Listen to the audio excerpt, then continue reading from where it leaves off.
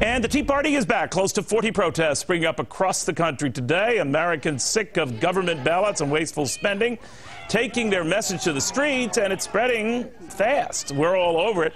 With three of those Tea Party protesters, Fran Eaton in Chicago, John O'Hara in Washington, and Jason Pai in Atlanta. Jason, to you first. Why are you doing this?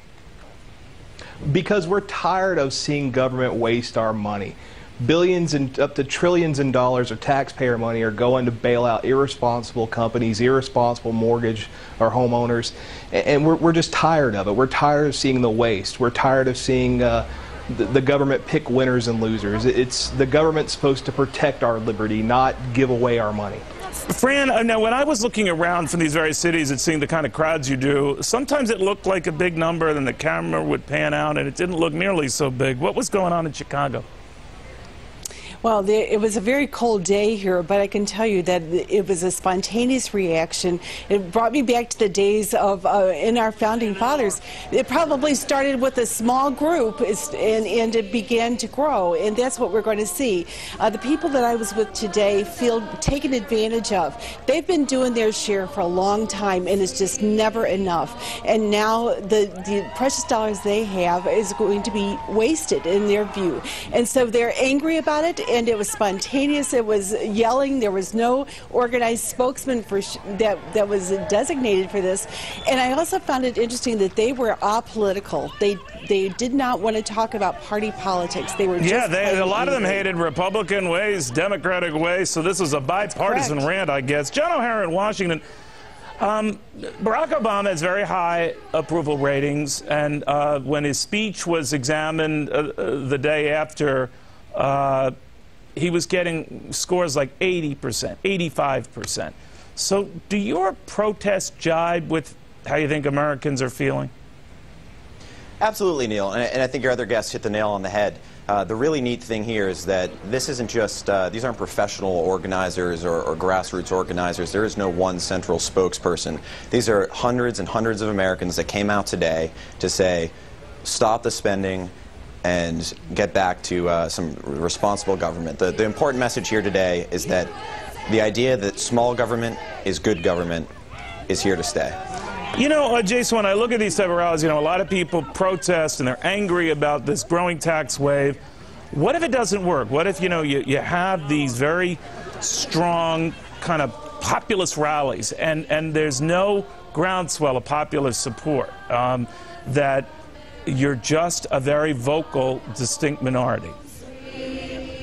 I reject that. Jason first, if you don't mind. I reject that. I mean, I think, honestly, conservatives and Republicans were thrown out of office because they forgot their values. They forgot what they believed in. And I think that America is a fiscally conservative, limited government nation. We just need to remind Americans what the founders said, what we've been taught over our history, that we are a nation of capitalists. We are not. Well, you know, you got to wonder, though, Jason. I think you're right, but you know, John, I'm looking at what's happening, right? And they argue that with certain cycles in our country, the pendulum swings, and maybe now it's toward big government, and I don't know for how long, but that's where we are. What do you think of that? I couldn't disagree with you more, Neil. I don't think that the election of Barack Obama was a referendum on small government. I think he just made the case that he was going to cut taxes better than some other folks did. And as far as being a small but vocal minority, I don't think that's true. I think in a very small amount of time, just some average citizens, thousands of folks on Facebook. We've got thousands of folks that are on our email list just for the D.C. effort.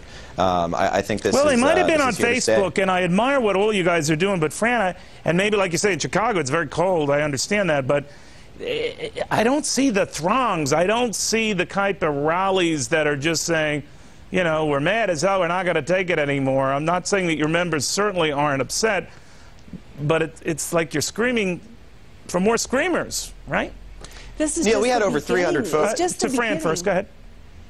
It's just the beginning of a movement. And again, I mean, in the Boston Tea Party, it was not the whole nation who was participating. It began a movement. And that is where we're at. And it's very exciting. I see. So this is the beginning. You're arguing you're going to hold more of these guys? Is that what you're saying?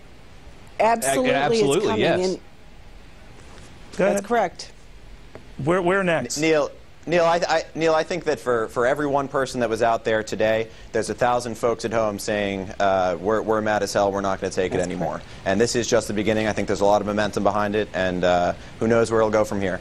All right. Well, you're right. Boston Tea Party started something. We'll see what this starts. Guys, thank you all very much. Thank you, Neil. Thank you.